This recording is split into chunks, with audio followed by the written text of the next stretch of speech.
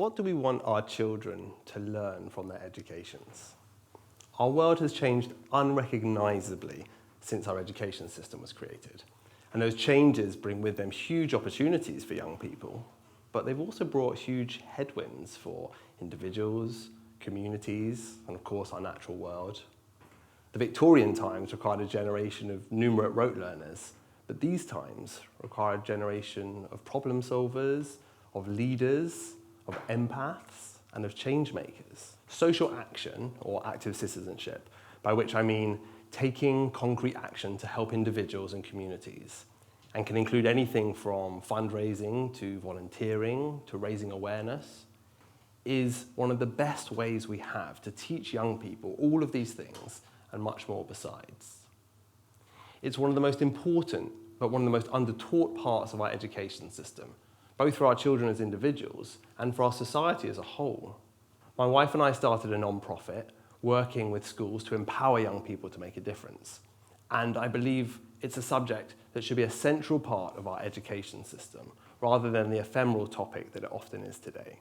My journey with social action began seeing my own children getting involved with action for causes that they cared about. It was nothing world-changing, but some fundraisers, some litter pickups, a letter written to the Prime Minister about climate change.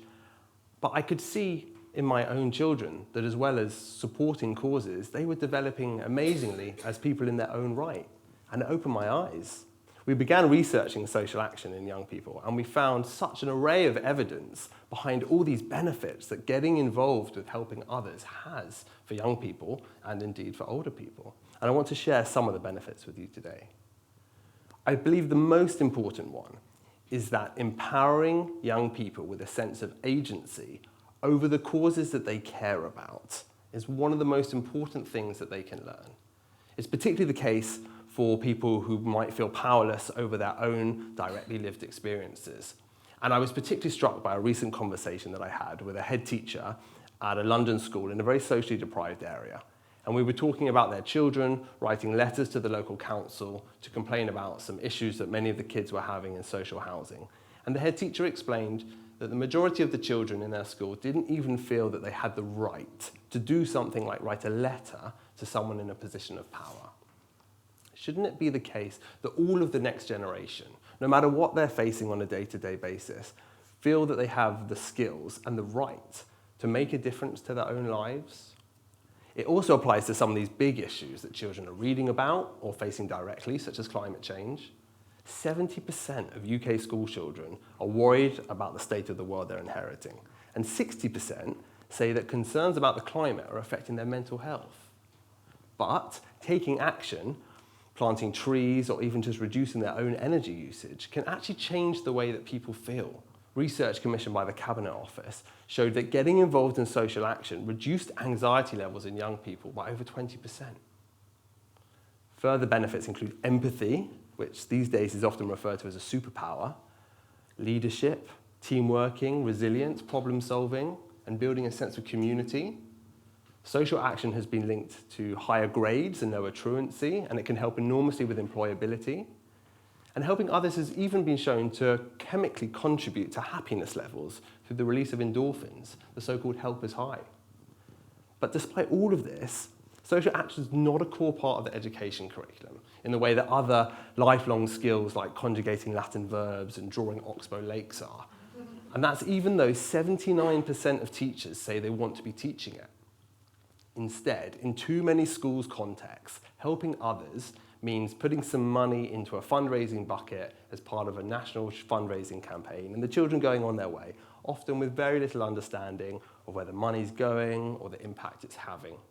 One of my favourite surveys revealed that a majority of young people who were raising money for children in need thought that the purpose of their fundraising was to buy a new eye for the teddy bear mascot of Children in Need, Puzzy the Bear. This realisation led us on a multi-year journey to building a platform that now works with hundreds of schools and tens of thousands of young children to teach them about the big issues of the world, to inspire them with the examples of other young children who have done incredible things, and to empower them with the skills and the tools to take action and make a difference themselves.